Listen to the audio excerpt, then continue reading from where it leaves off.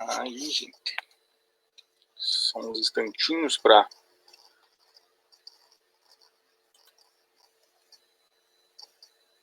começarmos.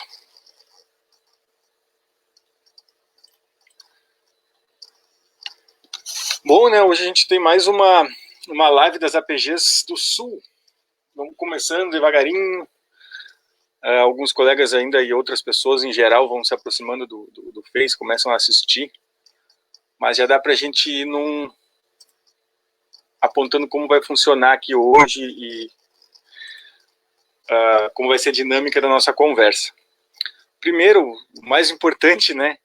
A gente vai falar sobre o fomento à pesquisa no país e quais os limites, o que implica isso na conjuntura que a gente está vivendo do Brasil e da onde que vem a verba, da onde que vem o dinheiro, ou para onde que escoa o dinheiro que deveria escoar para a educação.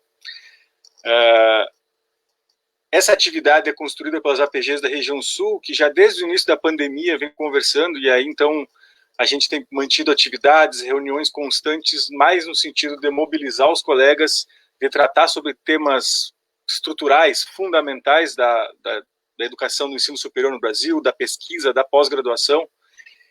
Então, hoje é mais uma atividade que logo mais nós também vamos estar lançando um texto sobre o tema, e isso é muito importante. Nós nos debruçamos sobre a questão do fomento da educação no Brasil, do ensino superior, da pesquisa, e isso tem demandado muita atenção nossa. Então, essa live é mais um desdobramento desse envolvimento, dessa construção que as APGs da região sul vem produzindo desde o início da pandemia. Hoje, nós estaremos, obviamente, comigo, eu sou o Marcos, estudante de doutorado em educação pela UFSM, com o Rafael, lá da APG URGS, logo mais o pessoal vai se apresentando também, vão ter seus momentos de fala, o Antônio, da UFPR, a Ana, que começa conosco, agora entrando também nas APGs do Sul, da UFPR também, e a Paola, lá da UFSC. Quem vai estar no trabalho de Libras, fazendo a interpretação, é o Nelson e a Rosana. Então, seguimos assim. Como eu tinha dito, né, a nossa temática é o fomento à pesquisa no Brasil. Antes de começar, o Rafa falava, né, quando a gente fala em fomento à pesquisa, geralmente a gente lembra direto da Bolsa CNPq, Bolsa CAPES, Bolsa de Demanda Social. Ano passado já aconteceram vários cortes no âmbito dessas bolsas, mas o fomento à pesquisa é muito mais amplo que isso. E eu queria chamar a atenção, a parte que me cabe nessa fala é um tanto quanto conjuntural. Porque quando se fala em universidade, em pós-graduação, em uma instituição, seja lá qual for, nós precisamos ter em mente que falamos de uma realidade concreta e específica, não de algo em abstrato, solto, sem sentido algum. Nós falamos de um contexto específico. E nós precisamos pensar que contexto é esse. Que contexto se insere a universidade no Brasil. Não é uma universidade em abstrato. É uma universidade que parte de uma realidade concreta. E esse é o primeiro ponto que eu queria chamar a atenção. Porque nós temos que entender o que vem controlando, ou melhor, determinando a política e o sentido do Estado e das políticas educacionais no Brasil das últimas décadas. E aí eu tenho que fazer um processo um pouco anterior, voltar um pouco na história, mas não demais, só para dizer de onde surge o momento que a gente está vivendo agora. E é preciso fazer um marco. O Brasil passa por uma reforma, ou melhor, uma contra-reforma estrutural do Estado brasileiro a partir do golpe de 64.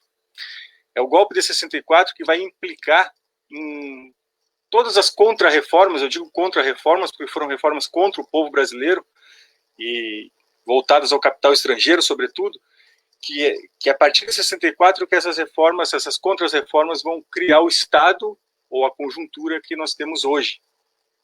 O exemplo específico é a reforma universitária de 1968.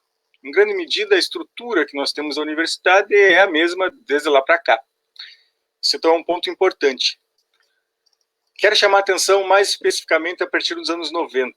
O Plano Real e o quanto o Plano Real, os anos 90 especificamente, determinam a posição do Brasil no capitalismo mundial.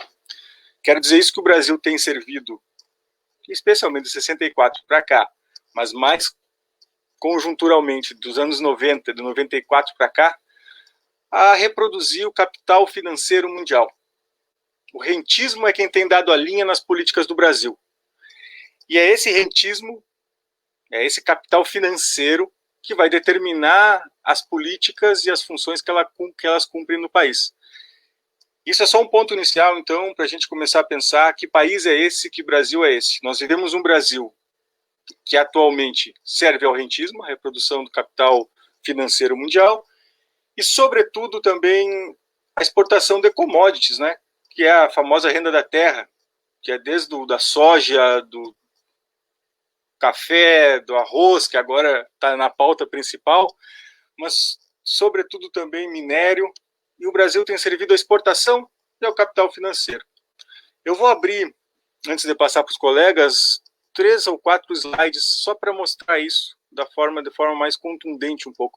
Talvez alguém tenha que sair, eu acho, se eu abrir o slide. Talvez não, pode ser que dê errado.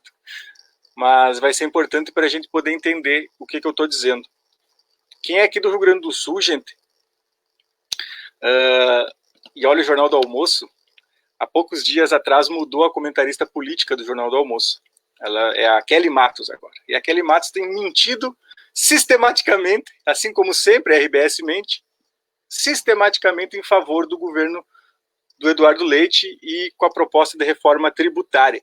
Ela sempre diz que os gastos do governo são maiores do que o capital que entra. Só que ela não fala nos gastos aonde vai. Ela fala mal da saúde, educação, que são quem suga o dinheiro do governo. Isso é uma mentira.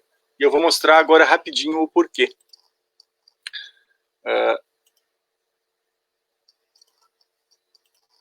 Aqui. Vocês conseguem ver ou não? Acho que eu vou ter que tirar. Ana, não precisei tirar. Conseguem ver? Tá tranquilo? Perfeito. É dentro desse marco que a gente precisa pensar as políticas educacionais e, sobretudo, então, o financiamento da educação. Esse gráfico quem fez foi o Paulo Lindsay, que é um trabalhador do IBGE, ligado ao Núcleo da Auditoria Cidadã da Dívida, lá do Rio de Janeiro.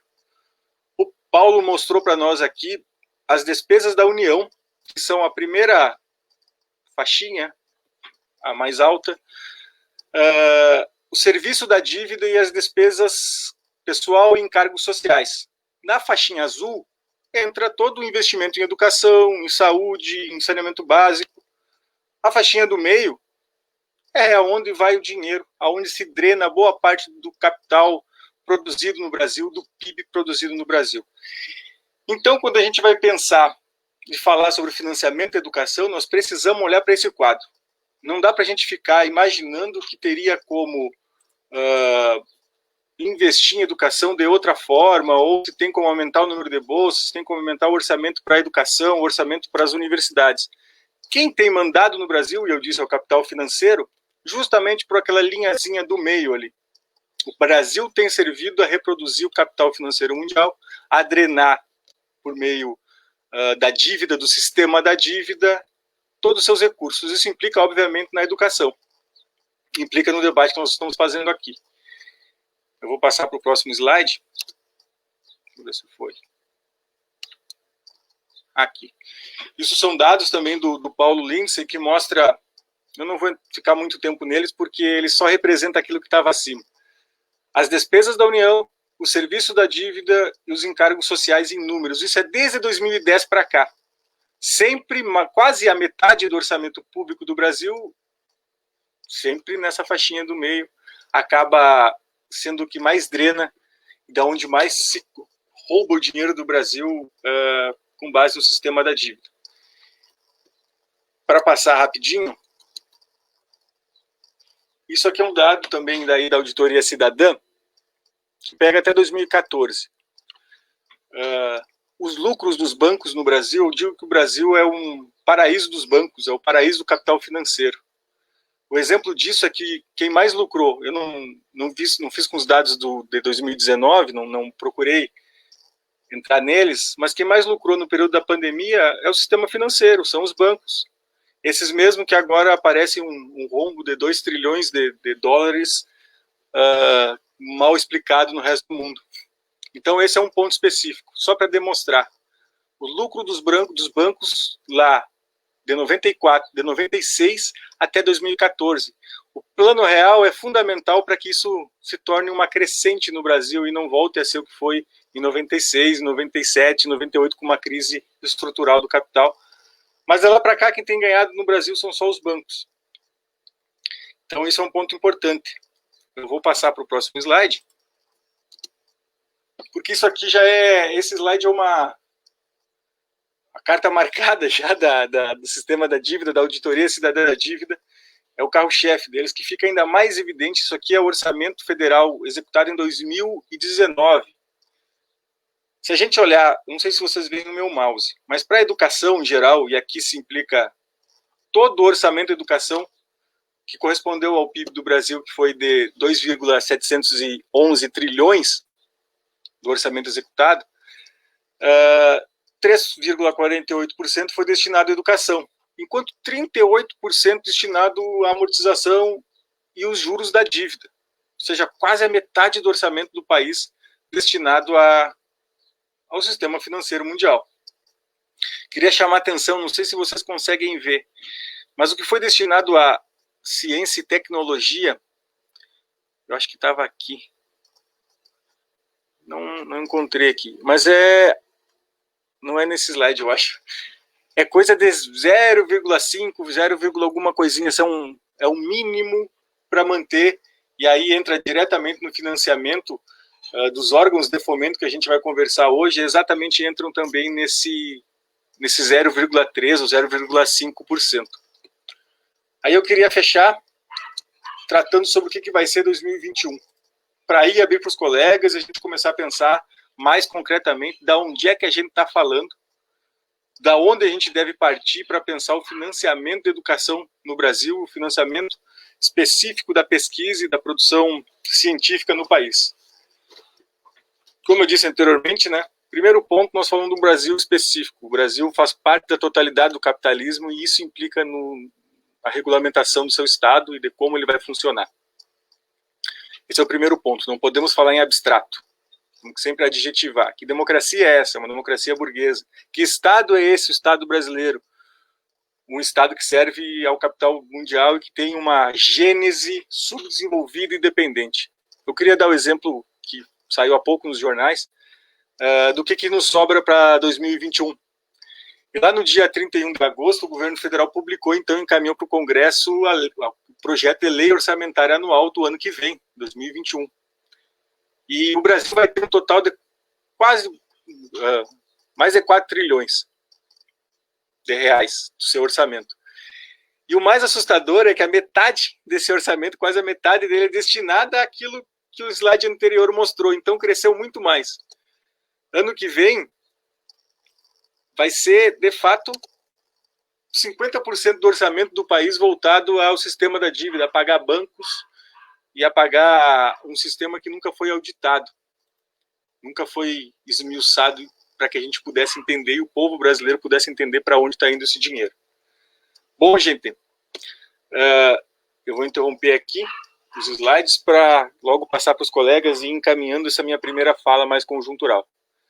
O que tem nos movido, enquanto as APGs da região sul, é tratar sobre questões que o movimento estudantil, especialmente as últimas gestões da ANPG, Associação Nacional de Pós-Graduação, não vem tratando. Nós não temos conseguido ver uma mobilização dos estudantes que dê conta de tratar de elementos estruturais do país, que não fica apenas no que é conjuntural, fora Bolsonaro. A gente sabe que o Bolsonaro está fazendo um governo horrível, péssimo, mas não poderia ser diferente dentro desse quadro que estrutura o Brasil de 64 para cá. As nossas pautas, a nossa mobilização estudantil tem que ser pensada dentro desses marcos, para a superação desse processo e não para tentar corrigir como se fosse anomalia o sistema da dívida. O sistema da dívida não é uma anomalia, ele é necessário para a reprodução do capital mundial.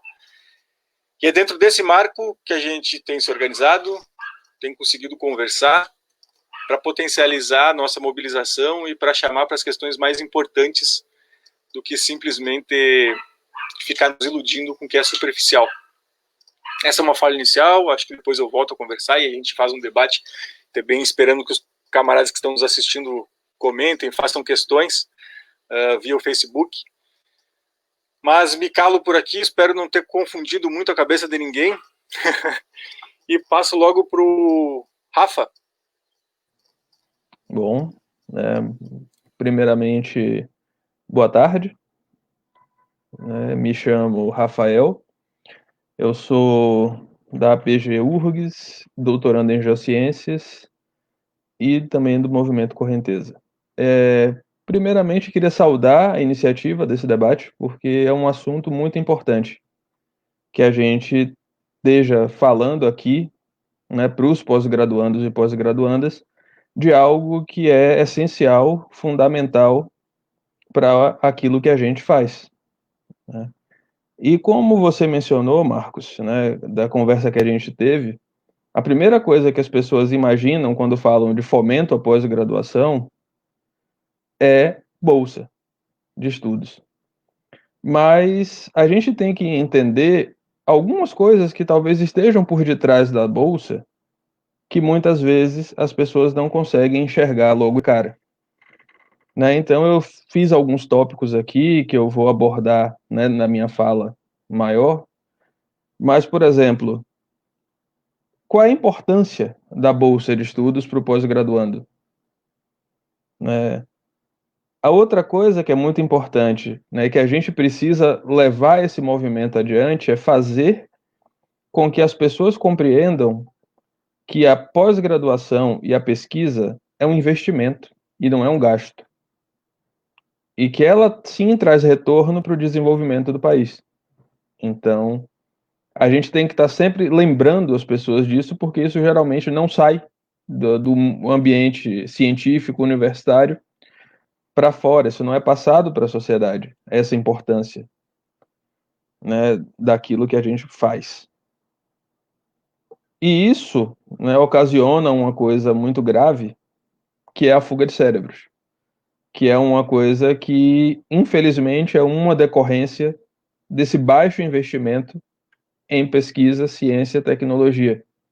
Então, a deficiência que o nosso país tem no fomento da pesquisa faz com que muitas pessoas prefiram sair daqui e desenvolver suas pesquisas em outros países onde tenham condições para fazê-lo, né? E mais adiante eu também vou fazer uma fala um pouco associando o que leva a essa situação, falar um pouco também da conjuntura. Então eu queria aqui também fazer um comentário, né, de uma situação que tem acontecido e não é de agora, vale ressaltar que não é de agora, que é esse descaso com a pós-graduação, com a pesquisa e com a ciência. É muito triste, vai até soar forte, mas é muito triste você ter um país, você ter governos em seus mais variados níveis que acham que gastar dinheiro com ciência, tecnologia, pesquisa, pós-graduação e educação é um gasto. Isso não é gasto, isso é investimento. É porque, infelizmente, o nosso setor é um setor que não dá voto. Não é um setor eleitoralmente interessante para quem está buscando voto. Então, isso é uma coisa que a gente tem que ter em mente. Eles fazem o que fazem com a nossa área de pesquisa, de pós-graduação, por isso, né? A gente não está numa condição, digamos assim, privilegiada quando comparado com outros atores, né, que estão aí também. Então, isso é uma coisa que a gente tem que entender, que a corda sempre rompe do lado do mais fraco. E, infelizmente, hoje, nós somos esse mais fraco e a gente precisa se organizar enquanto APGs, né, e a gente está começando a fazer isso nesse espaço das APGs do Sul. A gente precisa se organizar dentro das nossas universidades, dos nossos cursos de pós-graduação, dos nossos programas de pós-graduação, e a gente tem que lutar pelos nossos objetivos comuns. E esse é um deles. E eu encerro minha fala por aqui e vou voltar a abordar os temas durante o nosso debate.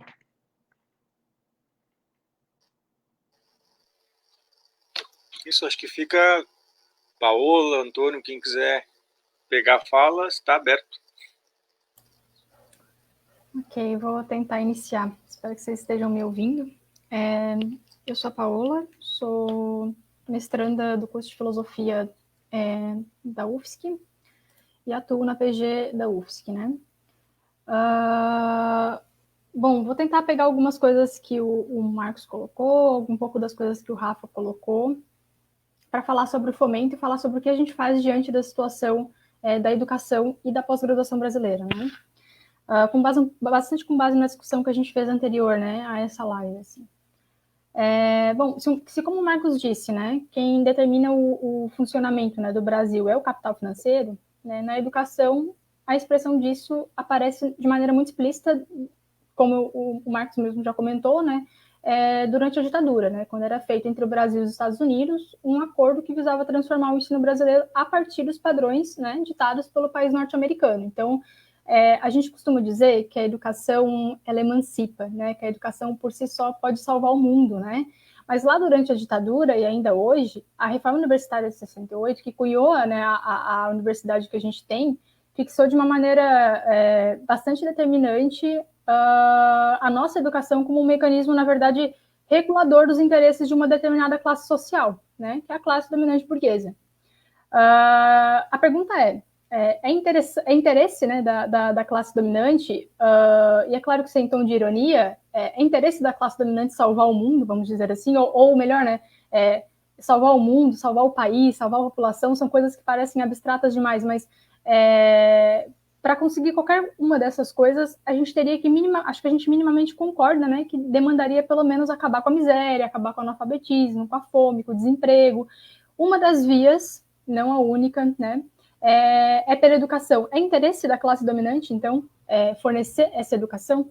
Essa é uma das perguntas fundantes, né, que relacionam o que o Marcos está colocando de uma maneira, vamos dizer assim, um pouquinho mais discreta, com o que pode nos direcionar, né, para uma postura crítica em relação à atual situação da educação, que é atual, mas não é tão atual assim, né? Ela estruturalmente se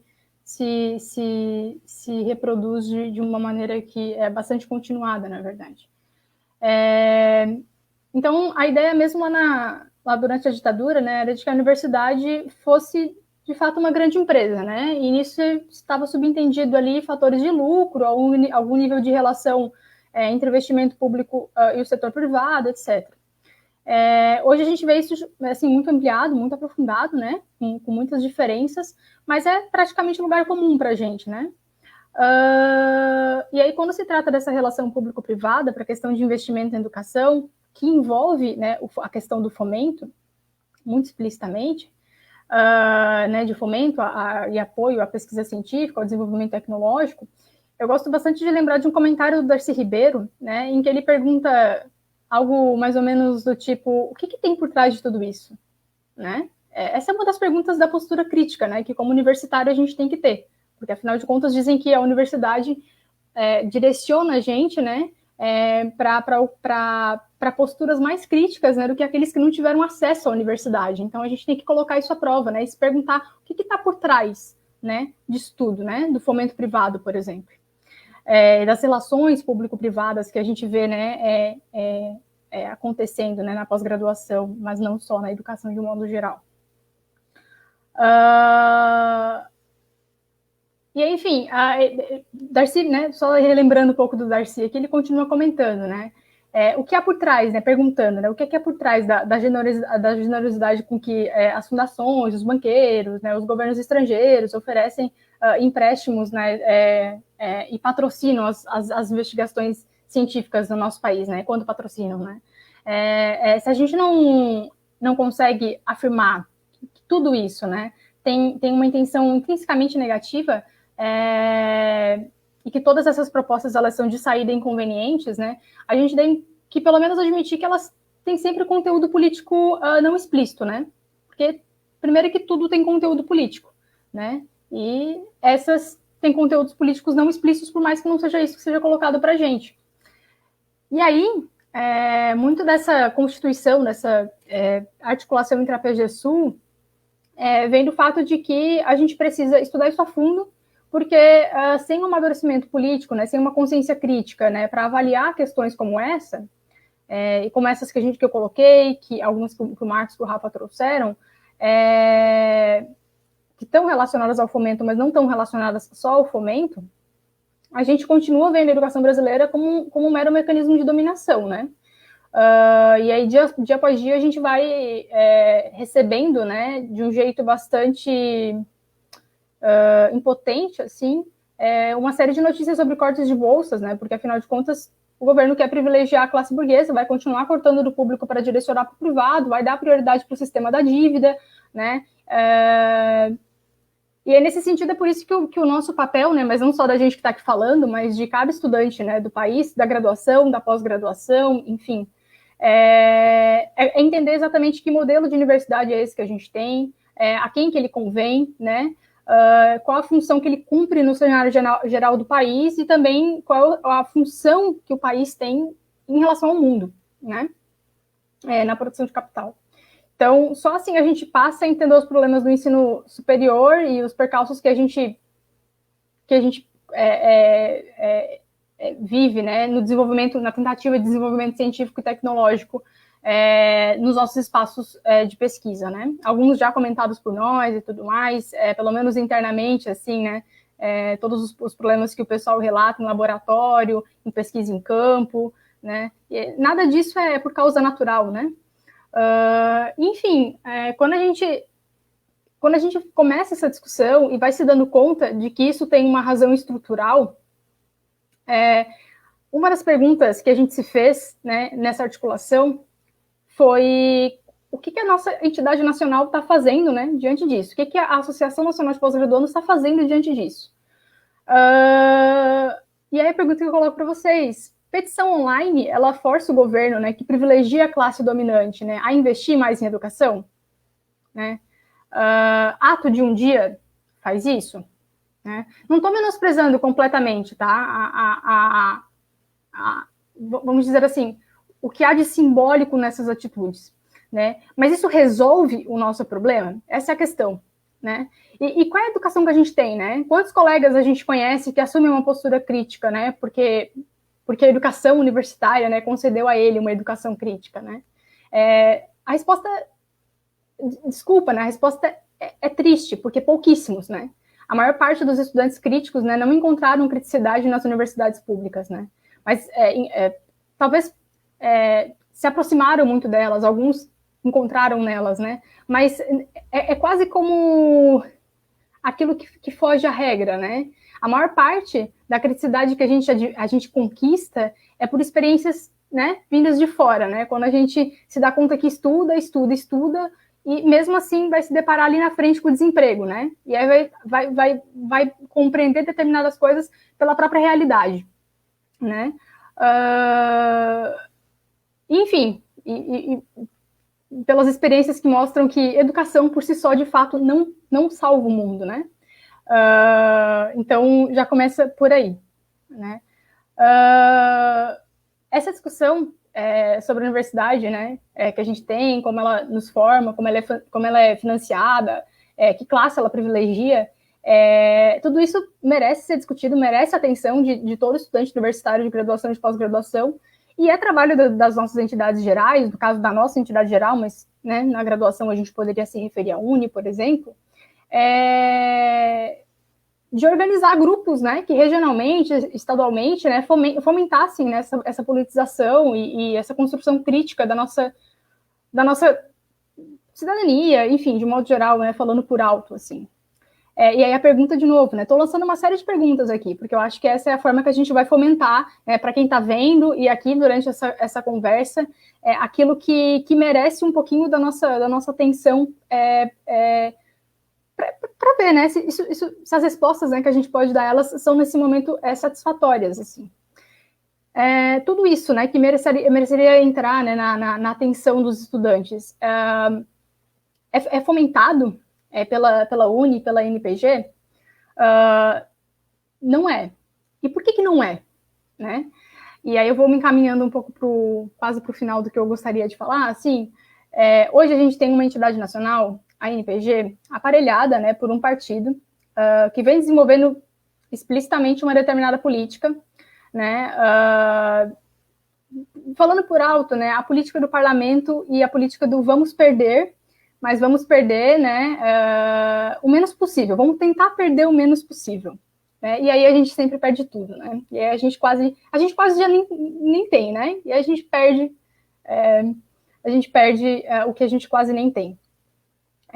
Parece aquele meme, né? O pessoal gosta de memes hoje em dia, né? Os jovens gostam de meme, e aí parece aquele negócio de tava ficando bom, mas aí ficou pior ainda, né? É um negócio assim, parece que a gente está sempre nessa. A política do parlamento, ela vai resolver os nossos problemas? Eu diria que não, né? Porque o parlamento, ele é o espaço da classe dominante, né? É o jogo deles. Lá quem dita as regras são eles, não somos nós, né? Então, se a política em geral é a política do parlamento, da petição online e tudo mais, se isso dá certo, então vamos olhar os casos, né? Porque isso está sendo repetidamente feito ao longo dos anos, né? Então, algum ganho, né? A entidade nacional deve estar avaliando que tem, porque está sendo repetido, né? Mas aí a gente vai analisar concretamente, né? Como isso reverbera para a gente, como isso chega para a gente. E aí eu tenho 2 exemplos só para mencionar, para tentar me encaminhar para o fim, de fato. O primeiro deles diz respeito à situação que a gente passou no início desse ano com relação à portaria 34, né? Lá no início de março de 2020, quando saiu, né? Quando foi divulgada a portaria 34, a NPG, ela se bastou iniciar uma campanha contra essa portaria, né, desprezando uma relação fundamental que essa portaria 34 estabelecia com as portarias anteriores, 18, 20 e 21, e ela ainda, né, como se não bastasse, ela utilizou uns métodos bem questionáveis, assim, né, para alcançar os dados de cada PPG do país, cada programa de pós-graduação do país, né, que estava...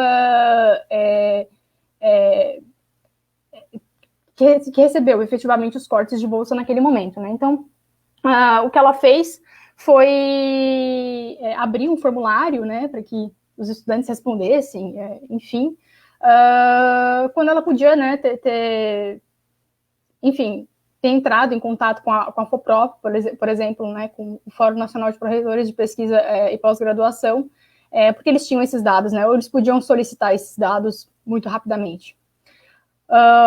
E aí ter eles, né, enfim, ter a liberação imediata disso tudo, né, porque isso era fundamental naquele momento para expor, né, a magnitude do problema, assim, né, não era o que ia resolver, claramente, mas era uma das questões, né, mas é claro, é muito mais fácil você abrir um formulário e fingir que você está fazendo alguma coisa, e aí, incapaz naquele momento ali de dar um direcionamento para a categoria, para a nossa categoria, né, e até bastante desacreditada por uma questão de uma série de atuações, né, que distanciou a categoria, não só pela atuação, é claro, né, tem um processo histórico que distancia os estudantes das entidades, né, mas também por uma determinada atuação de algumas gestões.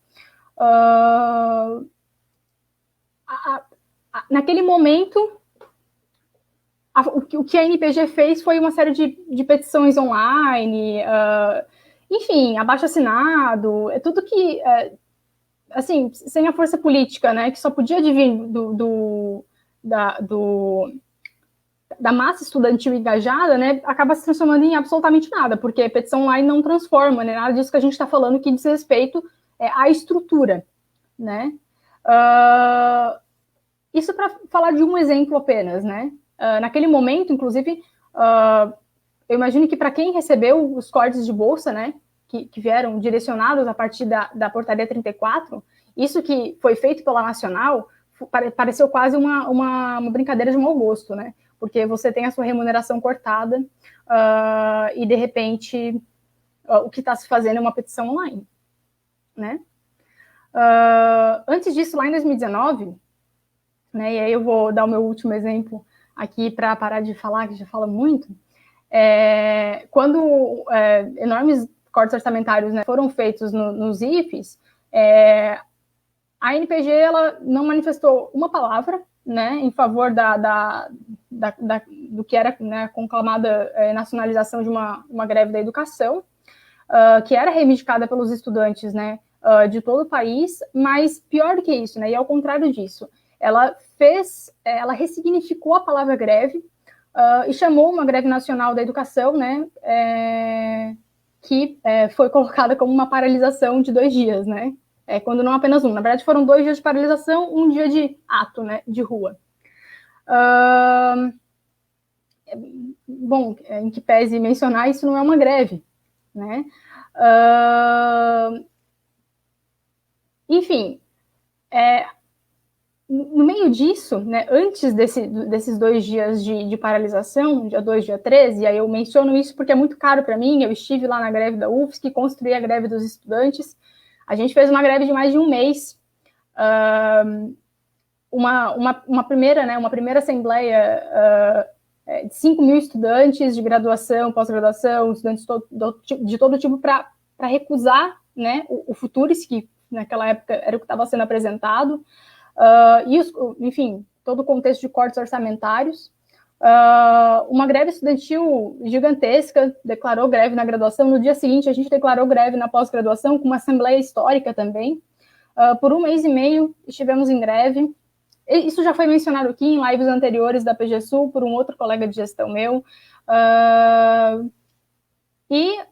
No meio disso, a greve foi crescendo, foi começando a chegar em outras universidades, porque tinha um trabalho sendo feito ali. E o que a entidade nacional fez? Né? Mesmo quando requisitada que ela realmente fizesse um chamado geral pela nacionalização da greve, ela ignorou. Né, ignorou e colocou o que no lugar, né? Porque se coloca uma coisa melhor, uma ideia melhor, então tá ótimo. Colocou uma ideia melhor, é isso. Né? Mas o que ela colocou no lugar, né? Hashtag, de novo, né? Eu não sei em que diferencia, né, a atuação que tinha antes da pandemia e a atuação que tinha agora, restrita, né, ao ambiente virtual. Porque me parece que, em grande parte das vezes, a atuação foi virtual quase. Né? Petição online, abaixo-assinado, né? Então, a gente não tem uma entidade nacional que discuta de fato os nossos problemas, os problemas que dizem respeito, né, ao fomento, à situação lamentável da educação no Brasil, da pós-graduação brasileira, da nossa produção de ciência, do nosso desenvolvimento tecnológico. E a gente não tem quem faça isso nesse momento, não tem a entidade que deveria estar fazendo isso nesse momento, trabalhando na politização dos estudantes. E não é por um mero ato de vontade, né, que a gente vai ter. Eu acho que é nesse sentido que se justifica a articulação que a gente está fazendo aqui. Eu coloquei uma série de questões, eu não respondi muitas delas, mas eu acho que é mais importante colocar as questões que parecem, né, as mais... que parecem, se não as mais fundamentais, pelo menos algumas delas, né, para a gente conseguir pelo menos tomar o direcionamento certo, porque é isso, né? Se a gente continuar seguindo as questões que a entidade nacional está colocando para a gente acaba num caminho que, me parece, ao longo dos anos, não está gerando muita coisa boa para a gente, porque a gente está recebendo corte atrás de corte, e aí, por quanto tempo essa situação vai continuar, né? Logo mais a gente vai ser professor, né? Agora tem uma reforma administrativa, né, do funcionalismo público, e, assim, a situação não melhora, né, gente? Não melhora sem que a gente, de fato, se disponha a compreender a situação da universidade brasileira dentro do contexto geral, dentro do contexto dentro do Brasil, o que significa o Brasil, né? Então, sem conhecer o país, a gente não conhece o resto, e sem conhecer o resto, a gente não aponta para a direção certa. Eu comentei aqui, fiz uma fala, acho que quase geral, não sei, tentei trazer alguns exemplos concretos, mas era mais para direcionar a gente nesse sentido. Espero que as perguntas venham para a gente conseguir entrar mais a fundo nas questões. É isso. Gente, vocês viram, né? Eu caí, perdi boa parte da fala da Paola, infelizmente, mas consegui voltar. Antônio, acho que é contigo, a Ana, daí fica com vocês. Quem quiser começar, vai lá. Eu vou fazer uma fala curta, daí eu vou passar para a Ana, que ela também quer fazer um comentário, fazer uma fala também. Daí podemos passar para o debate propriamente dito. O que vocês acham? Perfeito. Queria primeiro agradecer a todos os membros da PG do Sul que estão aqui presentes, queria agradecer também as falas, que foram todas excelentes, queria agradecer o Marcos, o Rafael, a Paola, pela participação daqui. Queria me apresentar, meu nome é Antônio, sou atual presidente da PGUFPR, e o que eu tenho a dizer é bem uma fala curta, para dizer a verdade, mais focado naquilo que o Marcos já tinha falado inicialmente, mas eu queria fazer apenas uma expansão um pouco de um ponto específico. Tem-se uma certa percepção de que, no que diz respeito à educação, de que o que está acontecendo nesse momento, de que esse, bom, usando em termos abertos, esse fascismo que estamos tendo agora, com o presidente Bolsonaro, se trata de uma exceção, uma normalidade, em termos de desinteresse pela educação, em termos de um processo de desmerecimento das universidades. Mas a verdade é que este foi... Tudo que está acontecendo agora é simplesmente uma versão mais exagerada, uma versão mais, como podemos dizer, operática, ridícula, de coisas que já foram regra, já era o normal nas universidades públicas, na educação, há muitas décadas. O Marcos pontuou o regime militar como esse período inicial, e eu acho que esse é um bom ponto histórico para nós começarmos a pensar nisso de fato, porque foi com o regime militar que teve que foi em grande parte desenvolvido e apoiado por intervenções americanas. Na época, um dos grandes advogados pelo golpe de 64 foi quem na época era o membro agora me fugiu a palavra, representante dos Estados Unidos aqui no Brasil. Lincoln Gordon, se não me engano o nome dele. O objetivo dele ele foi uma das pessoas que mais encorajou na época do golpe militar, junto com, inclusive, encorajou o apoio americano ao golpe militar. E a ditadura militar serviu como esse processo para com que o Brasil fique nesse estado que o Marcos bem colocou, que estamos no momento. E esse é um projeto que começou de uma forma bem intencional. Quando o Rafael fala da pouca valorização em termos de voto que as universidades, que a educação tem no Brasil, que é uma área que não dá muito apoio político, isso não é uma coisa simplesmente, não é uma questão simplesmente uma tragédia, assim, simplesmente. Isso faz parte de um projeto de governo bastante consistente, bastante coerente de poder.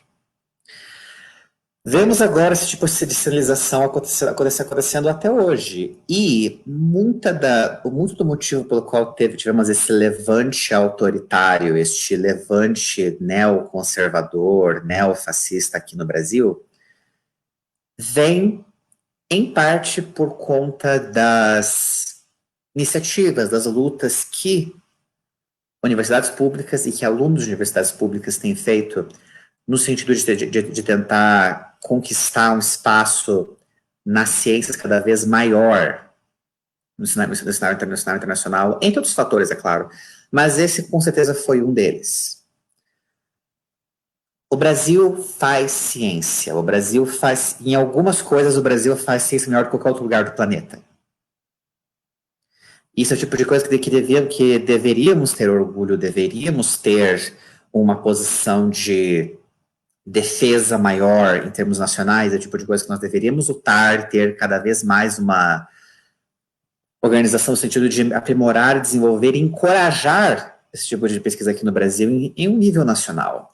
Isso não acontece, em parte, porque é culturalmente conveniente que não aconteça. Economicamente conveniente que não aconteça, principalmente. Porque a verdade é que as pessoas que mais estão atualmente no controle das instituições brasileiras, no governo, principalmente, não têm genuíno interesse em desenvolvimento da educação e pesquisa no Brasil. Isso já era verdade antes do governo Bolsonaro. O governo Bolsonaro apenas deixou isso um pouco mais escrachado. Mas é difícil de ignorar. Da mesma maneira, o Brasil sempre teve um complexo de vira-lata gigantesco e sempre teve uma tendência de se curvar aquilo que o governo estadunidense pretendia que nós fôssemos. O mercado internacional em geral, mas o governo estadunidense principalmente. O que o governo Bolsonaro faz simplesmente é deixar mais escrachada essa relação de codependência, essa sinalização constante de apoio ao governo americano. Nada disso é anormal. Nada disso é diferente. Nada disso é algo imprevisto. E o que me assusta é pensar que o final do governo Bolsonaro, com todo o seu governo fascista, com todas as suas falas autoritárias, no final vai trazer apenas essa exata normalização de como as coisas estão agora. É um movimento que eu vou... Desculpa se eu ficar um pouquinho político demais nessa fala, só que é o tipo de coisa que eu senti que eu poderia falar, que ia ser um pouquinho mais útil falando nesse evento em particular. Mas quando vemos agora esse apoio do Bolsonaro com o Centrão, esse apoio do Bolsonaro com antigas técnicas de governo que ficaram populares aqui no Brasil, o que me assusta não é apenas a possibilidade disso garantir uma reeleição dele, o que não é uma coisa que eu queira, deixando bem claro, mas que isso aponte que estejamos seguindo em direção a uma normalidade. Que depois nos próximos 2 anos, ou talvez se por alguma questão um pouquinho desagradável, os próximos 6, de fato temos um novo processo eleitoral, de fato temos um novo presidente eleito e as coisas prossigam exatamente como estavam, só que a diferença é que agora a gente vai dizer que, pelo menos aquele indivíduo perigoso e autoritário saiu. Estamos de volta ao que é normal da democracia brasileira. Só que esses cortes, essa desvalorização na educação, esse é o normal da democracia brasileira. Este é o normal da nossa cultura brasileira e foi assim por muitas décadas. Eu acho que o fato de estarmos num momento em que estamos questionando muito nossas instituições, estamos questionando muito a forma como nós pensamos a educação no Brasil, que isso é um sinal de que processos transformativos são necessários, cada vez mais necessários. E isso vai, sim, implicar ações diretas, isso vai, sim, implicar cada vez mais formas alternativas de fazer demandas, isso vai ser, eu diria, uma mistura tanto de saber jogar o jogo político, mas, ao mesmo tempo, ser capaz de fazer nossas próprias manifestações fora desse jogo político. Afinal de contas, democracia não é e nunca foi neutra. Ela sempre reagiu à pressão, sempre reagiu a transformações sociais, sempre reagiu a um impulso de mudança constante até que tornasse essas transformações sociais inevitáveis. Isso foi verdade para o voto das mulheres, isso foi verdade para a libertação dos escravos, isso foi verdade para absolutamente qualquer conquista social e democrática nos últimos séculos em qualquer democracia do planeta. Enfim.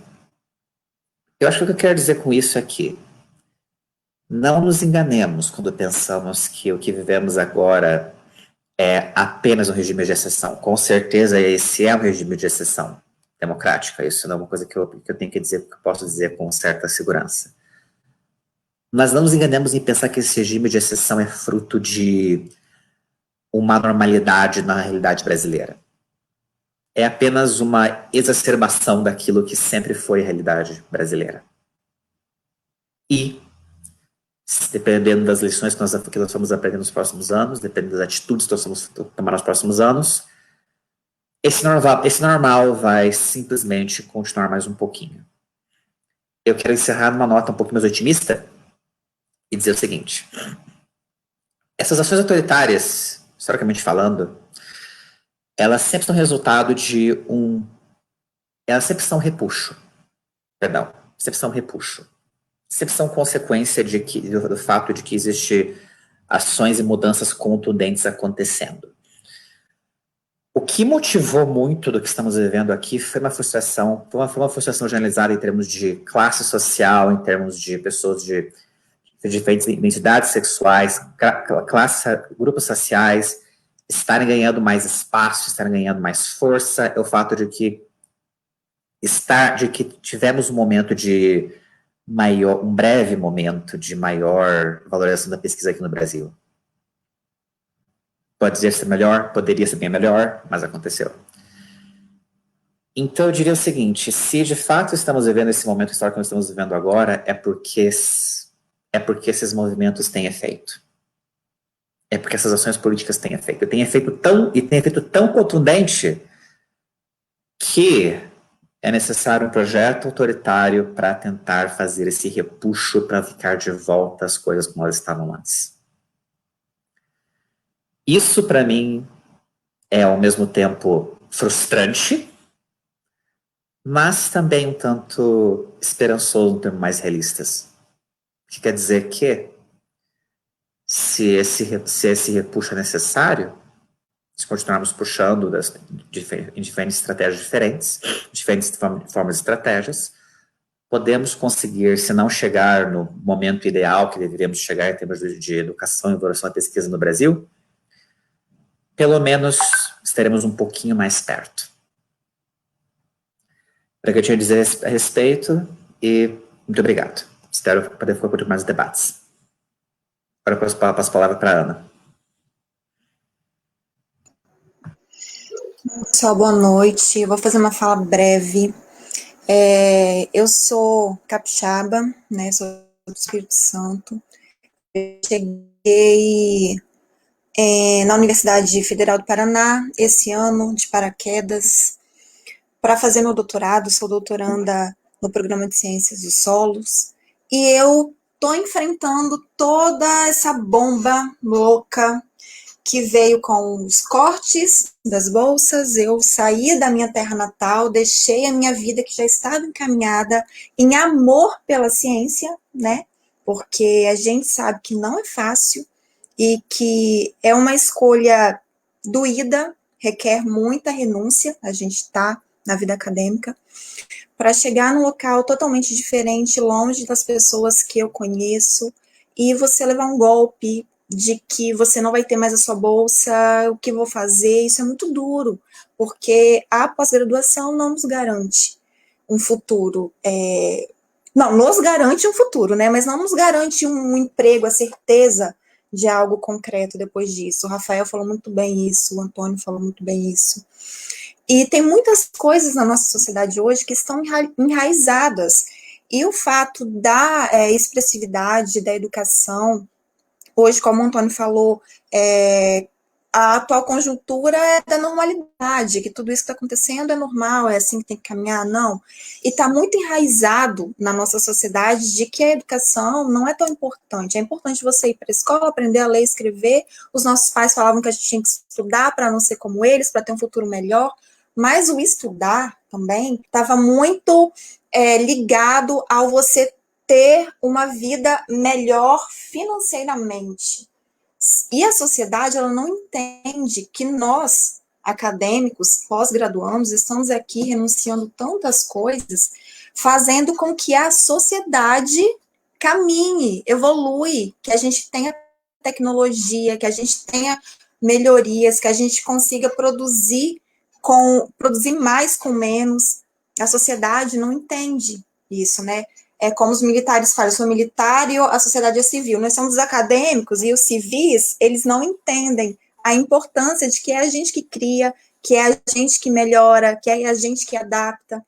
Então, quando a gente vai começar a nossa luta por expressividade, por importância, a gente tem que pensar nisso, mostrar para a sociedade que é a gente que é a base de tudo. Que nós temos importância porque é a gente que leva comida para a mesa deles, principalmente falar em comida, que é algo que a gente não fica sem, a gente não pode deixar de comer e beber, entendeu?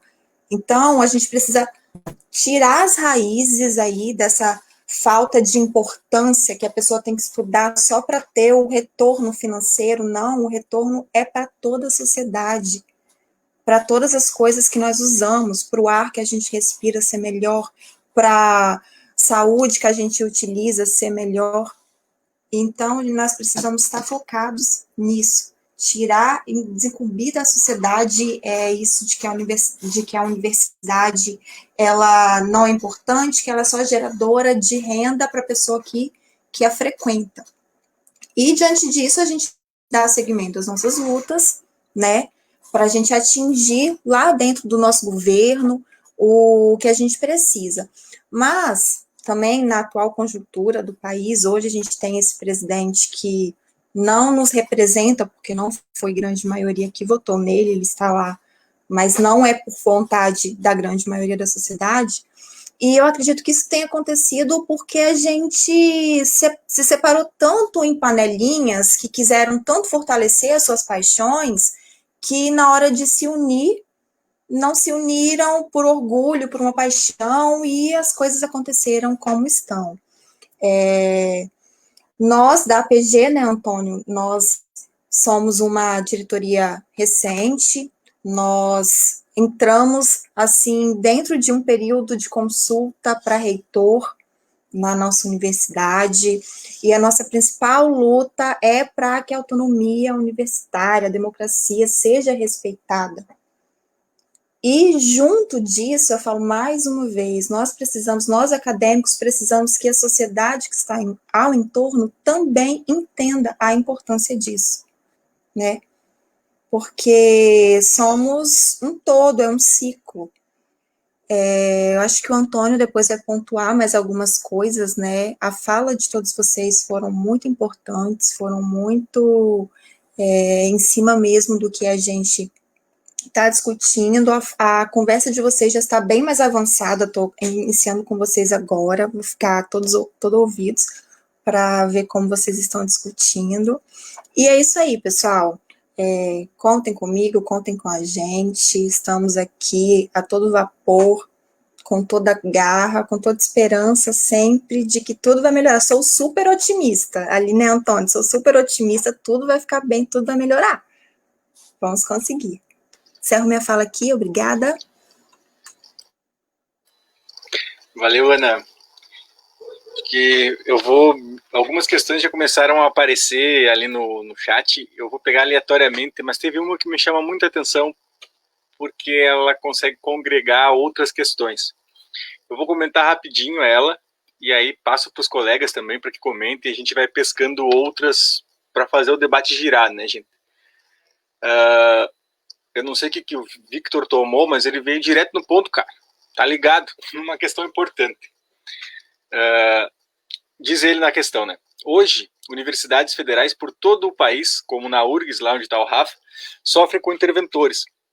A lei que regimenta isso é antiga, mas o silêncio prevaleceu e agora sentimos as consequências. E aí vem a questão fundamental. Como isso revela, aliás, como isso se relaciona com o financiamento da pesquisa e da universidade? Eu tomo a liberdade de comentar, como eu falava. Tem gente que culpa, por exemplo, a PEC 55, né, com o teto dos gastos públicos e que congelou por 20 anos o investimento em todos os setores, menos no crescimento da dívida. Esse é o único que não foi tocado na PEC 55. Mas eu queria voltar a 97. Primeiro, pontuo, o Plano Real foi fundamental para tirar o Brasil de um ajuste que se dava via inflação e acalmar as massas com um ajuste monetário que tranquilizasse, que conseguisse manter os preços do consumo da grande massa da população mais tranquilos. Porém, a Lei 9.496, que refinancia a dívida lá em 97, faz algo fundamental. Se hoje nós temos CAPES, CNPq ou outras agências de fomento, é justamente porque se perdeu do Estado brasileiro a capacidade de se autofinanciar, de autofinanciar a sua pesquisa. Uma lei que refinancia o Brasil, um plano monetário novo que reorganiza o financiamento em 97, como eu falei, um plano monetário novo, 94, não muda apenas a economia, ela muda a estrutura do país, e é isso que o Victor vem apontar para nós aqui, eu puxo de novo, como isso se relaciona com o financiamento da pesquisa e da universidade. A estrutura do país está voltada a servir o capital financeiro. E é isso que faz com que lá, como o Rafa falou, a fuga de cérebros. Eu prefiro tirar essa palavra, fuga de cérebros, isso não existe. O que existe é uma dependência científica e tecnológica do Brasil que importa a tecnologia e paga royalties para essas empresas que produzem. Aí sim, Rafa, lá na Alemanha, nos Estados Unidos, na China. É só a gente olhar. A Ana vem lá da ciência do solo, Ana. Qual tecnologia para trator tem uma produção nacional? Qual tecnologia de implemento agrícola tem uma tecnologia nacional? O processo para análise mesmo do solo. Então, em que medida a nossa ciência, e aí eu vou me calar aqui, de fato representa os interesses do povo brasileiro? Eu estudo aqui na UFSM, e só para dar o exemplo da ciência do solo, a maior parte dos financiamentos de pesquisa são contra o povo brasileiro ali, porque servem ao agro, é pop, o agro é tech, o agro é tudo. É isso que acaba gerindo essa universidade e faz com que ela, de fato, seja contra o povo brasileiro. Isso não é ser contra a universidade, é ser contra a gente não ter a capacidade crítica de entender aquilo que o próprio Victor falou, né? Na democracia burguesa, o regime de exceção é a norma. Nós estamos falando de uma norma de reprodução do capital em âmbito ampliado. Me calo aqui e puxo outras questões depois, porque elas vão se vinculando ao mesmas possibilidades de argumentação por dentro dessas questões. Tem outra questão ou alguém quer comentar o que o Victor falou? Eu vou chamar de volta aqui, pode ser? Passo para a pergunta do Victor. Tem alguém mais que queira comentar? Paola, Rafa, Ana, Antônio? O Eu queria Antônio fazer um se comentário. manifestou ali. O Antônio. Então, em primeiro lugar, a fala do Victor foi de fato excelente e, bom, eu sei que várias universidades agora estão passando por processo de eleição de interventores e nós estamos nessa corda bamba agora, inclusive a PGFPR entrou bem no meio dessa briga diretamente, né, Ana? E, inclusive, tivemos dois colegas da PG que participaram da comissão paritária de consulta que consultou a comunidade acadêmica para escolher o novo reitor, e agora estamos tentando fazer o possível para garantir que essa vontade seja respeitada, mas, assim, está um pouco complicado. Um pouco temeroso, usando outro termo um pouco mais apropriado. E uma coisa que eu queria... Deixa eu só colocar de novo a pergunta do Victor em tela, por favor, Marcos. Uma coisa que eu queria colocar aqui, e que eu acho bem interessante, é que a pergunta que ele fez foi excelente. Como se funciona com o financiamento da pesquisa da universidade? O que o Marcos falou foi perfeito, eu só queria fazer um outro adendo na fala dele, que espero que seja pertinente. Muitos reitores têm se mobilizado, desde que começou a atual regime, têm se mobilizado muito em resistência contrária com o que está sendo feito pelo governo. Tem tanto em manifestações públicas quanto em tentativas de encorajar ações de resistência contra os retrocessos que estão sendo feitos pelo atual governo. Desculpem.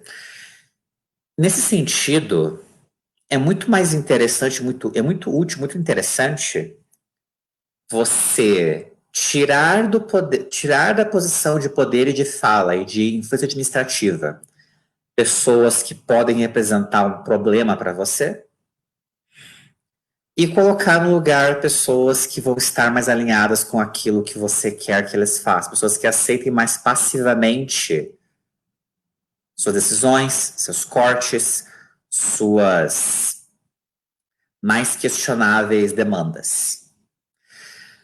E é muito útil você, nesse caso, não seguir, por exemplo, quem fica em primeiro lugar uma consulta paritária. Porque quem escolhe a consulta paritária é a comunidade acadêmica, são os alunos, são os professores. É o pessoal que está diretamente querendo que suas pesquisas melhorem, que querem receber suas bolsas, que querem brigar pelas suas bolsas e que querem lutar para que eles consigam contribuir de alguma forma com suas próprias pesquisas e consigam ter uma carreira acadêmica boa. Excelente. Essas pessoas são as pessoas que vão escolher um reitor, um gestor, baseado nisso, nessa vontade, nesse interesse. É conveniente, se você está no projeto contrário, você tem poder para isso, como o presidente tem, é conveniente você não querer seguir essa lista e querer eleger qualquer pessoa, uma pessoa que seja mais, o termo em inglês, um yes man. Uma pessoa que seja mais dócil, ou que até acredite abertamente no que você fala, para prosseguir com o seu projeto de quebra nas instituições de educação pública no Brasil. E por último, nesse sentido,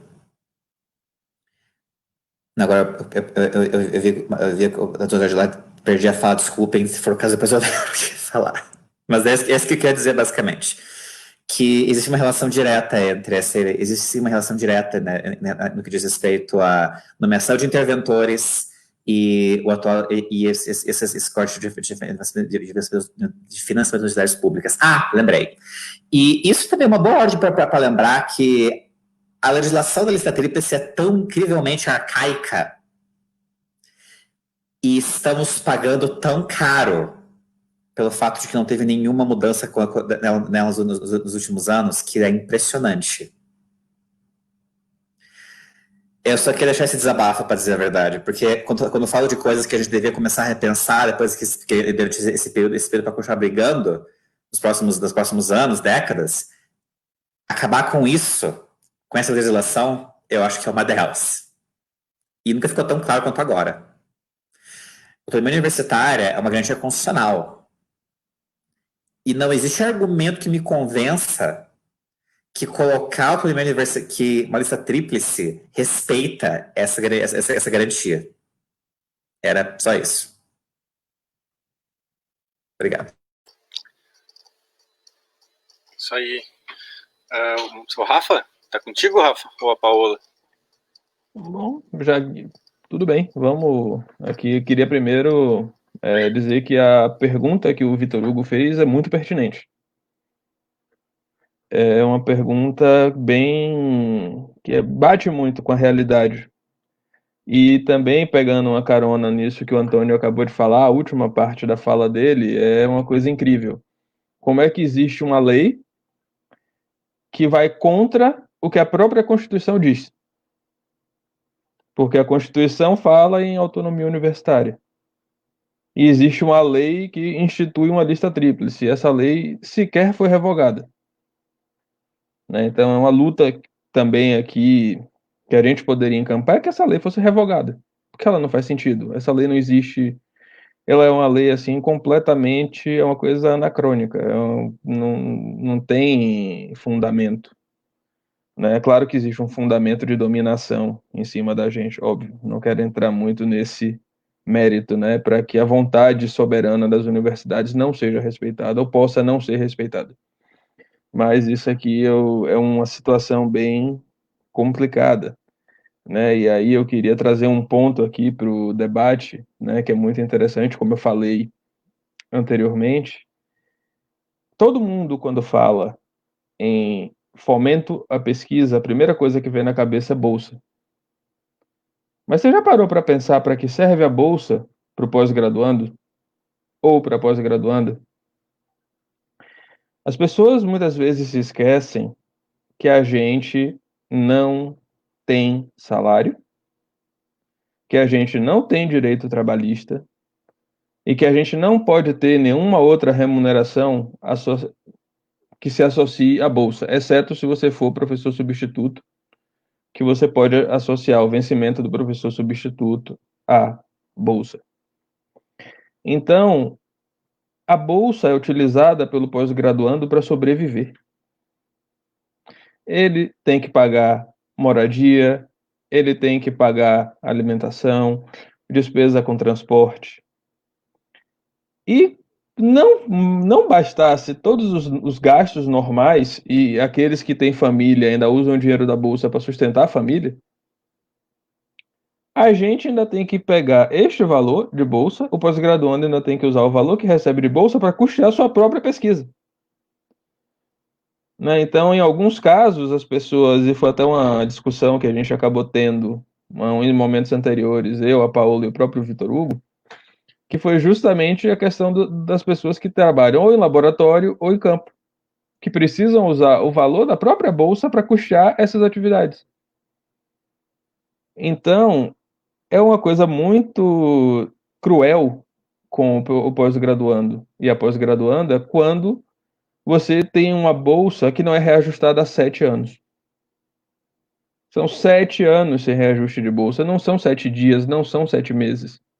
São 7 anos, e a gente aqui, se a gente for usar os cálculos que o próprio DIEESE faz com relação ao salário mínimo e etc., o valor da bolsa estaria num patamar aqui que, para a gente, obviamente, e nas condições do nosso país, né, que valoriza o pagamento da dívida em detrimento ao que deveria valorizar, a gente recebe um valor ínfimo para desenvolver basicamente todo o trabalho de pesquisa no país, porque as universidades públicas são responsáveis por 95% da produção científica do país.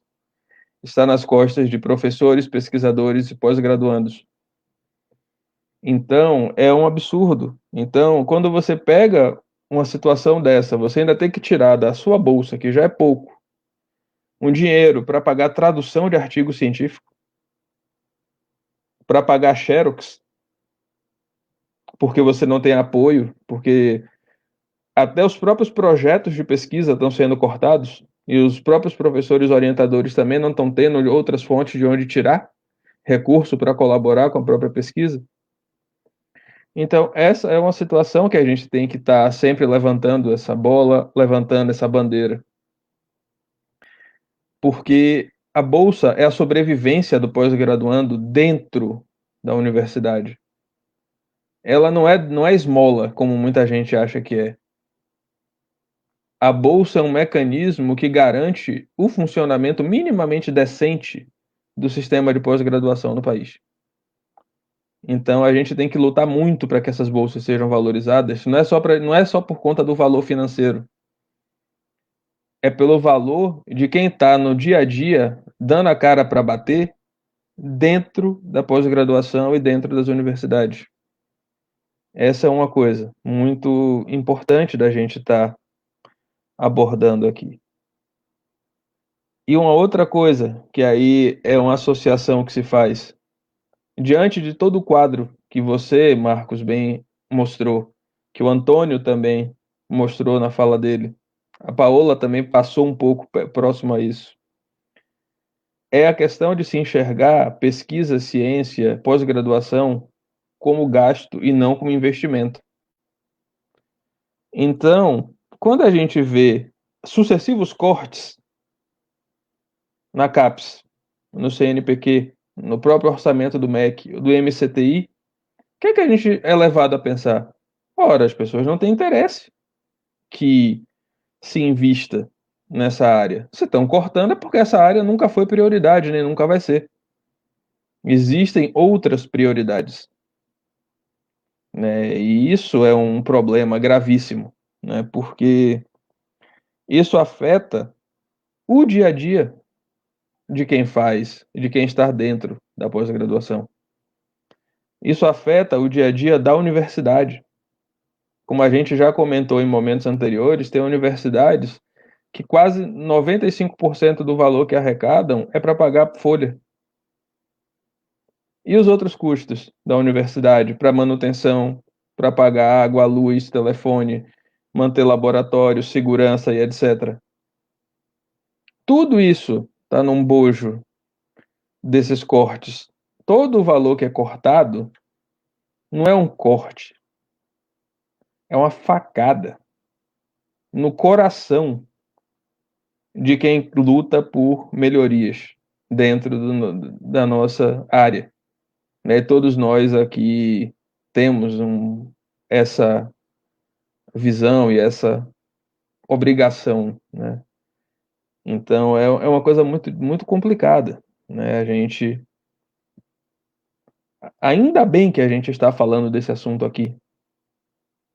E não só a gente deveria fazer isso, aí eu concordo 100% com o que a Paola falou.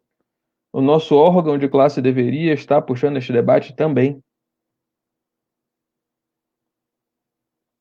As APGs têm a obrigação de fazer esse debate. também os alunos de pós-graduação têm que ser parte atuante desse processo. Não podem se eximir da responsabilidade. Todos nós somos responsáveis. E aí eu, por enquanto, encerro minha fala por aqui, né? E aí no final eu faço um arremate, né, trazendo algumas situações, inclusive a triste situação da Universidade Federal do Rio Grande do Sul com a nomeação do interventor, né, nomeação e já posse do interventor, né? Eu vou abordar um pouco disso na minha fala final. Paola, é contigo, Paola. Vamos lá, né? Vou tentar conversar um pouco aqui com algumas coisas que foram colocadas a partir da pergunta do nosso colega Vitor, aqui da PGUFSC, inclusive. Algumas questões que foram colocadas pelo Antônio, pelo Rafa, né? Principalmente. A gente tem um cenário complicado agora, né? Com relação... Já tínhamos antes, né? Mas agora a gente está vendo muitas universidades passando por processos de intervenção, por exemplo. E que pese mencionar que isso é extremamente complicado, e aí a gente sai em defesa, né, da autonomia universitária e de algumas outras coisas.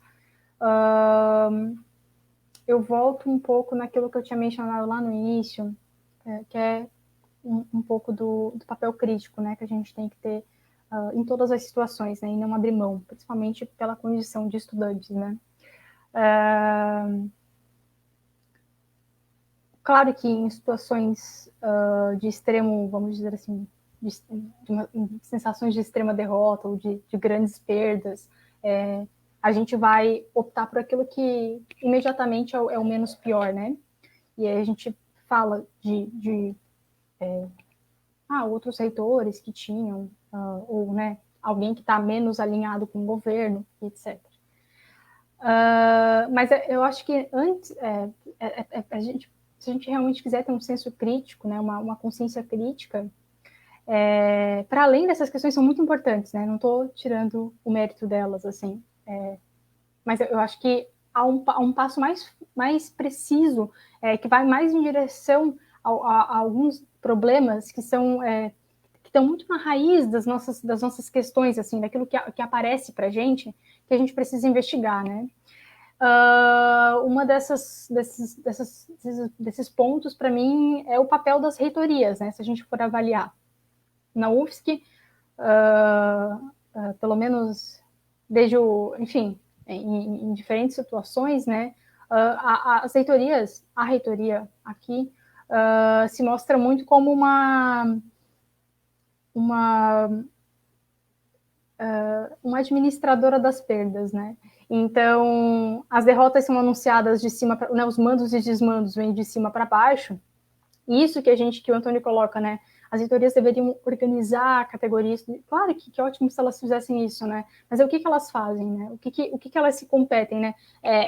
Tão imersas na estrutura universitária como elas são, né? Não é só aqui na UFSC que isso acontece.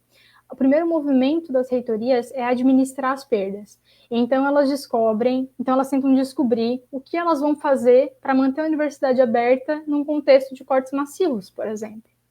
Então, eu tenho cortes massivos para todas as universidades, e isso vai se aprofundar agora no ano que vem, gente. Não esperem que a situação vai melhorar, porque a situação vai piorar muito, né? O que as reitorias, em geral, fazem, né? Elas olham para a universidade e pensam: como é que eu vou pavimentar a entrada desses cortes sem fechar a universidade, né? E isso acontecia antes dos interventores, né? E aí haviam momentos muito decisivos em que elas faziam o quê? Elas precisavam fechar o restaurante universitário, né? E aqui na UFSC a gente fez diferentes mobilizações, porque o restaurante universitário era fechado durante as férias, quando os estagiários tinham que continuar trabalhando nos estágios dentro da universidade, quando os pesquisadores de pós-graduação precisavam continuar indo para os laboratórios, e onde é que eles comiam, né? Mas o restaurante universitário era fechado nas férias como uma medida de contenção de gastos. Por quê? Porque não tinha dinheiro suficiente, né, para a universidade. Se tinha, ele não seria direcionado para aquilo porque não era uma prioridade. E aí eu gostaria de perguntar onde que não é prioridade a alimentação daqueles que desenvolvem a pesquisa no Brasil. Ou a alimentação das pessoas, de modo geral, é o que a gente poderia se perguntar. A mesma postura crítica aparece com relação às bolsas de estudo, né? A gente está falando, né? A gente está aqui, em particular, por conta dessa questão muito concreta, que é o corte de bolsas, que é a situação dramática do fomento à pesquisa e ciência no Brasil. Eu fiquei me perguntando, né? Mas se todo mundo tivesse bolsa, a gente estaria satisfeito também? Acho que é bom a gente se perguntar isso. Será que se todos os meus colegas tivessem bolsa, eu não ia estar mais preocupada com nenhuma das questões da educação? Eu acho que eu ainda ia me preocupar com que tipo de educação a gente tem, para quem que ela está servindo, né? Porque, independente dos nossos resultados individuais, né? Enfim, de fato, o pesquisador no Brasil, ele faz ciência muito mais por vontade do que por investimento, né? Porque ele realmente tem as condições materiais para estar fazendo aquilo, assim. Mas se todo mundo tivesse bolsa, será que estaria tudo bem ainda a nossa educação, os esforços coletivos, né? Os resultados coletivos, né? Os projetos dos nossos programas de pós-graduação?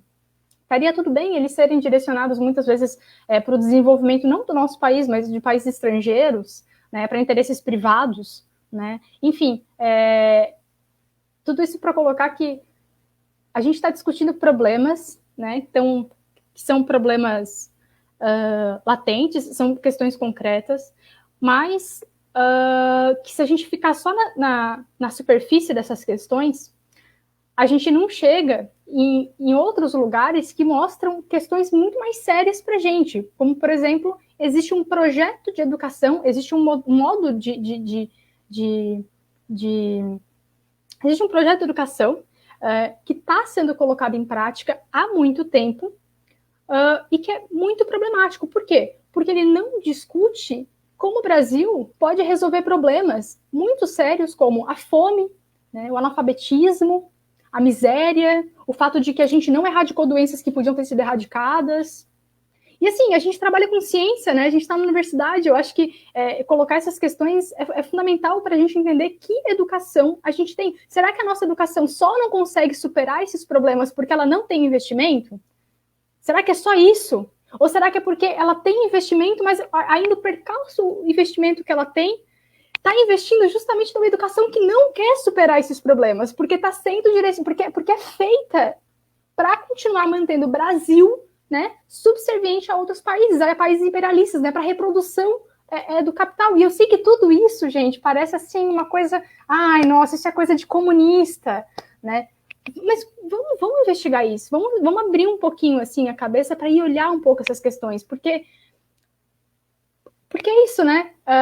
Independente das nossas divergências políticas, é importante manter um pouquinho do espírito crítico, porque, afinal de contas, é isso que a gente precisa na universidade, de um espírito muito crítico, né? Essa universidade, a grande universidade, ela só consegue ser a grande universidade a partir desse espaço de crítica que, às vezes, eu até não vejo na nossa, né? A gente, em geral, vê muita coisa sendo produzida ali dentro, por exemplo, e não pode exatamente criticar, né? Porque estamos aí, né? Todo mundo faz, né, o que acha pertinente e tudo mais, e não está fomentando exatamente esse espírito crítico que precisaria, que só a partir dele, né, a gente poderia tentar entender, ou né, entender de fato, se aquilo que a gente está fazendo está servindo para o nosso país, né? Se a universidade brasileira, ela é brasileira só no nome, ou se ela é brasileira porque ela realmente é feita para o Brasil, né? A gente sabe que a maior parte dos brasileiros não estão na universidade, né? E não é porque não querem, né? Não é por questões naturais. Enfim, acho que eu me perdi um pouco aqui, né? Mas aonde é que, se a gente for ter um espírito crítico sobre isso, onde é que a gente chega, mais ou menos? Claro que tem uma série de questões ideológicas aqui no meio, né? Ninguém vai ser ingênuo e desonesto em falar que não tem. Mas se eu partir da posição que eu estou agora, como eu disse antes, assim, eu chego num lugar, enfim, a origem desses problemas está lá nesse espaço que o país ocupa na reprodução do capital, e então isso está relacionado com a forma de organização social e econômica que a gente tem aqui. E que as nossas universidades em nenhum momento se colocaram como um mecanismo de ruptura com isso, né? Em algum sentido de formação de recursos humanos competentes para, em algum momento, acumularem força para estabelecerem uma ruptura com isso que é a raiz dos nossos problemas, de uma grande parte dos nossos problemas estruturais. É claro que dentro da sociedade burguesa, a universidade não é feita para isso, né? Então a gente não deveria nem se espantar com o fato de que ela não forma recursos humanos capacitados para a crítica, né? Para a crítica mais fundante, né? Para a crítica radical. Mas aí a gente está se articulando agora justamente para pensar, né? Será que não é o momento dessa crítica começar a ser feita? Alguns grupos entre nós já há muito tempo sofrem de outras causas, né? Mas sofrem há muito mais tempo, né? E me parece que a gente começa a se dar conta de algumas coisas só agora, com o aprofundamento de determinadas condições, né? Que começam a chegar para a gente também. E aí me parece, a questão do fomento é uma delas, né? Por isso as questões concretas, né? Por isso que a gente olha para elas e fala, tá, o que está relacionado com isso no fundo? Mas será que não é o momento, então, da gente usar essa articulação, enfim, fazer essas articulações, colocar as nossas associações de pós-graduandos para um debate profundo, né?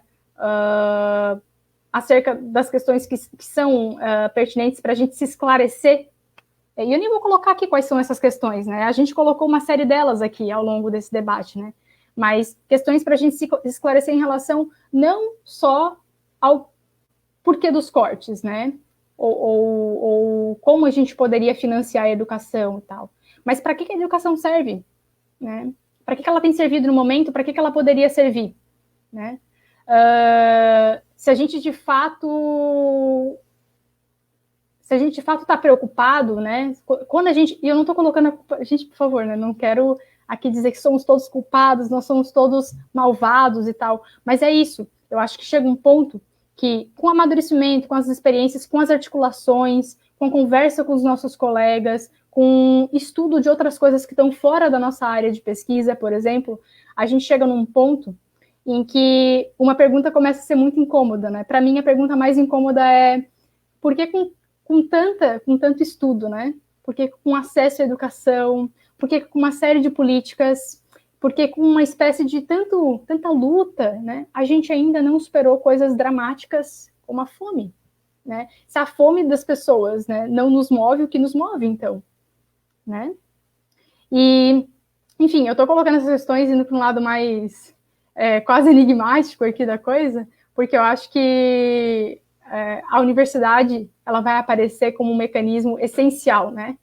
Porque na universidade está a juventude em particular, e porque a juventude, né, ela está menos embrutecida, né, pelo trabalho. A juventude tem um pouco mais... A juventude somos nós, né, gente? Por favor, não estamos falando de idade, né? A gente tem esse espaço privilegiado, né, de poder estar ali entre associações de pós-graduandos, ou num DCE, ou num centro acadêmico, ou num laboratório, podendo conversar sobre essas questões. O que eu estou fazendo? Vai reverberar em que lá na frente? Né?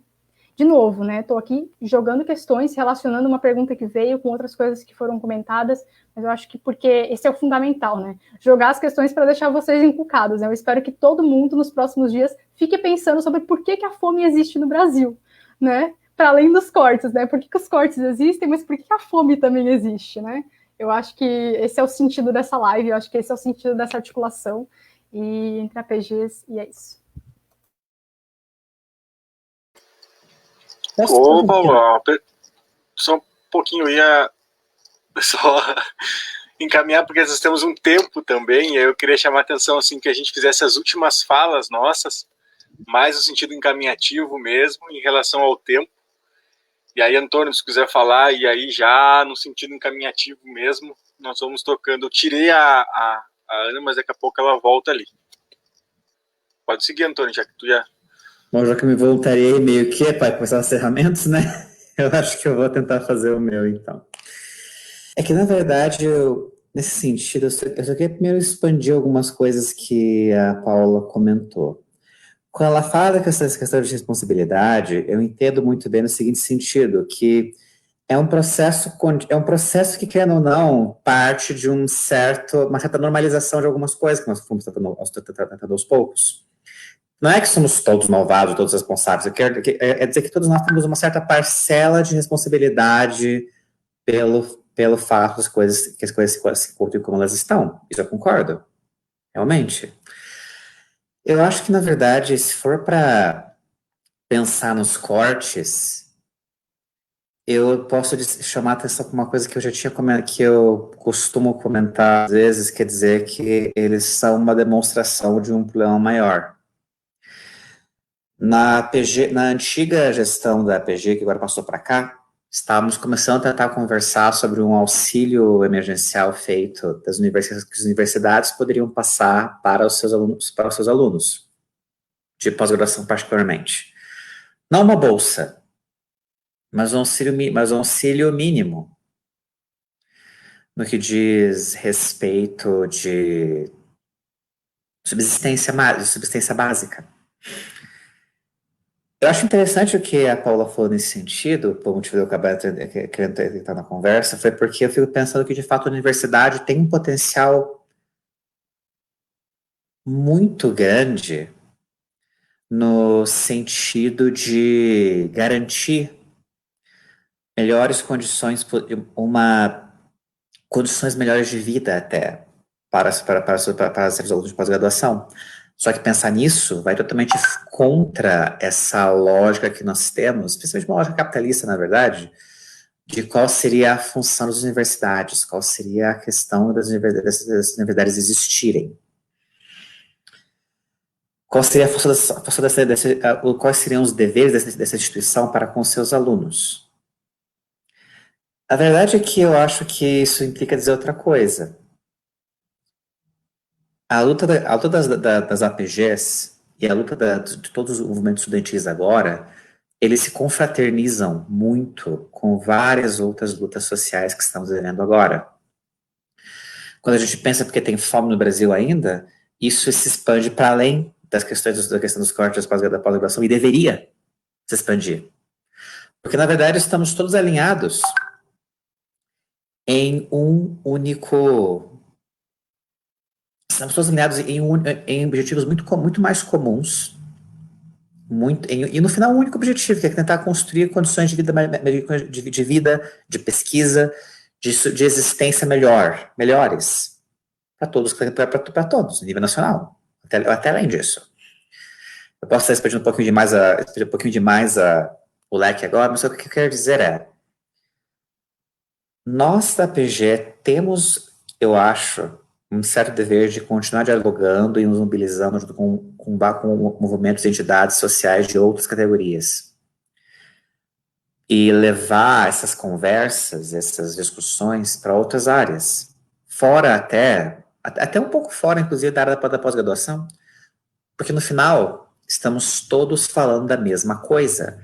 Estamos todos falando de mudanças necessárias para conseguir melhores garantias de vida, melhores garantias de pesquisa, melhores garantias existenciais para as pessoas.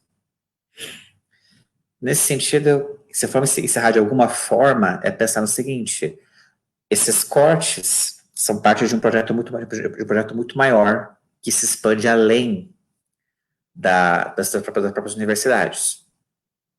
Eu acho interessante tentar construir diálogos nesse sentido, tentar construir conversas nesse sentido. E tentar construir mobilizações nesse sentido também. Porque daí podemos criar um movimento de um caráter muito mais transformativo do que temos agora. O que nós fazemos agora é importante. O que nós fazemos agora tem relevância e é um processo transformativo incrivelmente importante dentro das universidades. Quer dizer que tem um potencial ainda maior que podemos explorar nesse sentido. Era com essa, e situações como como os cortes de bolsa, como o aumento espetacular de fome no Brasil, que estamos tendo agora, são lembretes não muito educados de que esse tipo de mobilização é cada vez mais necessária. Encerrar nesse sentido. Obrigado. Mais uma vez, queria agradecer todos os membros desse evento, agradecer o Marcos por ter nos convidado para participar, agradecer o Rafael e a Paula pelas falas maravilhosas deles, agradecer o Nelson e a Rosana por tentarem traduzir as minhas falas incrivelmente rápidas, me desculpem, e queria agradecer também a Ana por ter participado desse primeiro evento, e espero que você tenha uma presença cada vez mais constante aqui dentro das APGs do Sul. É isso. Obrigado, gente. Boa noite. Isso aí, Antônio. Passo aí para quem... Pode ser o Rafa, já que ligou o microfone. Tá, tudo bem. Já indo para o final, né, fazer uma fala meio que congrega um pouco de tudo que foi dito aqui. Acho que foi muito importante o debate que a gente fez aqui, a exposição de ideias, as falas foram maravilhosas, tanto do Marcos quanto do Antônio, da Paola, as considerações que a Ana fez. Então, eu queria agradecer primeiramente esse espaço, que espero que a gente consiga trazer mais debates de relevância para os pós-graduandos e para a sociedade de um modo geral. Porque tudo que a gente faz aqui acaba tendo reflexo lá fora. Né? Então, assim, eu queria só falar algumas pequenas, fazer um breve comentário. Né? Por outro lado, já há algum tempo existe um projeto de desmonte da universidade pública. Ele não é novo. Né? Ele não começou ontem, hoje ou com o governo que está aí. Ele já vem de um tempo. Não só da universidade pública, como da educação e da ciência. E reflexo de várias decisões, né, como teto de gastos e outras coisas que a gente já abordou aqui no início dessa discussão. As portarias da CAPES, que também prejudicaram bastante os programas de pós-graduação com a questão da distribuição de bolsas, portarias 18, 20, 21 e 34. A mudança recente do CNPq, da forma de distribuição das bolsas, deixando de ser por cotas e passando a ser por projetos.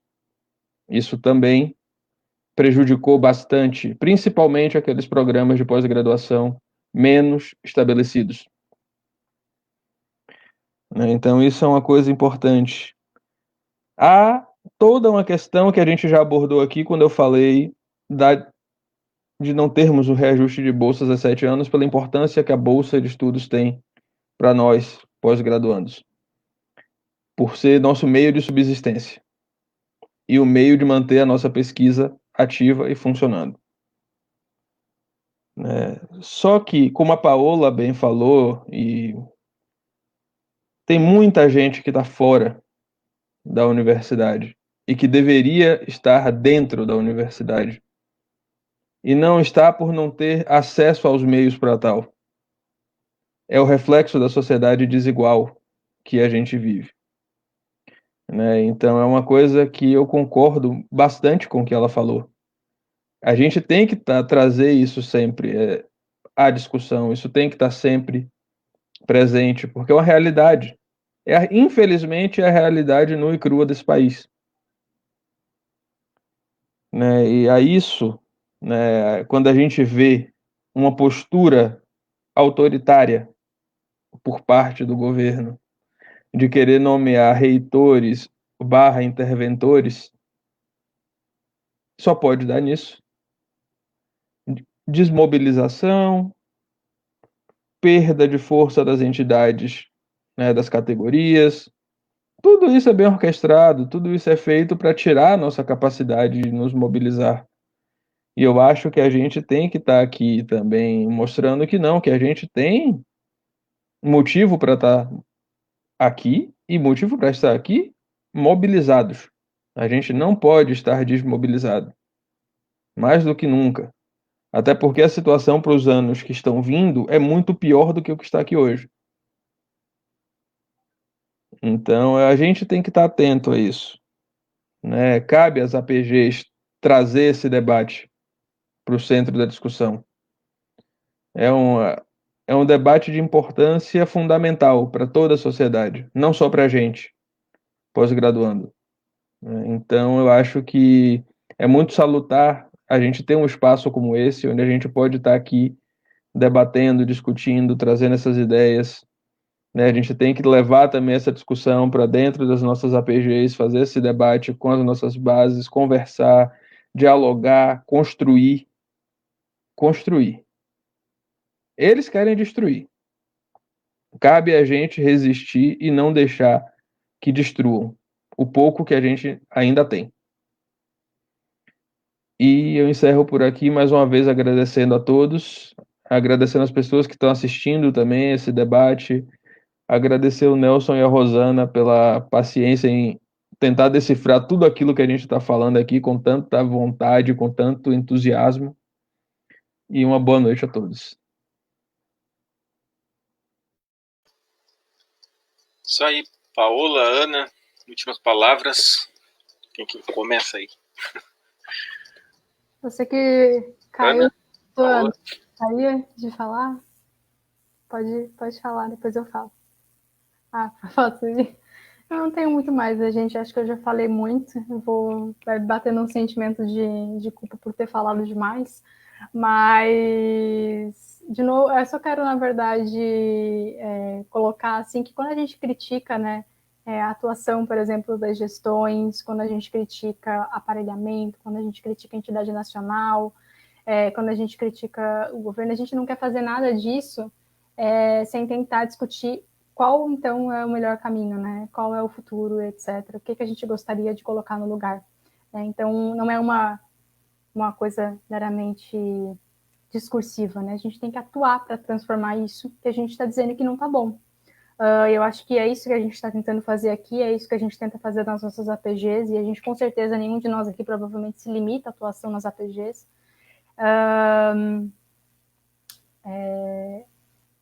E para além disso, quando a gente critica a universidade que a gente tem, não é porque a gente não gosta da universidade, né? É porque ela pode melhorar, é porque a gente acredita, sobretudo, que ela pode melhorar, né? Que ela pode ser muito melhor do que é.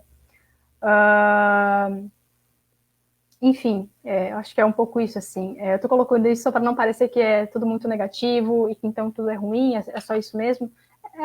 Não, né? Há muitas coisas boas e tudo mais, mas a gente precisa olhar para aquilo que não está bom e tentar transformar as coisas, né? Isso vindo diretamente de uma estudante de filosofia, né?